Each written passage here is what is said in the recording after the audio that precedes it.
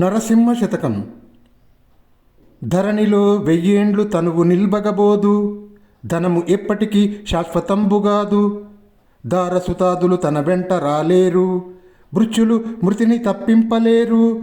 బంధుజాలము తన్ను బ్రతికించుకొనలేరు, బలపరాక్రమము ఏమి పనికిరాదు.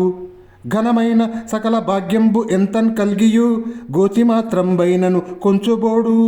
వెర్రి కుక్కల భ్రమలన్నీ విడిచి, నిన్ను భజనం చేసడి వారికి పరమసుఖము. భూషణ వికాస శ్రీ ధర్మపుర నివాస, దుష్ట సంహార నరసింహ దురిత దూర. స్వామి శ్రీ లక్ష్మీనారసింహ, ఈ శరీరం 1000 ఏండ్లు నిలిచి ఉండబోదు. ఎంత ధనం సంపాదించినా ఆ ధనం శాశ్వతంగా దగ్గరే ఉండబోదు. ప్రాణాలు పోతున్నప్పుడు వెంట భార్యా బిడ్డలు రాబోరు. మృత్యువు ముంచుకు రాగా ఎంతటి గొప్ప అంగరక్షకులైనా కాపాడలేరు. ఎంతటి బంధు బలగమున్నా, ఎంత బల పరాక్రమమున్నా మృత్యువుతో పోరాడి యుద్ధం చేయటం కుదరదు. సిరి సంపదలు ఎన్ని ఉన్నా ఒంటి మీద ఉన్న వస్త్రాన్ని ప్రాణాలు పోతున్నప్పుడు తీసుకుపోలేము.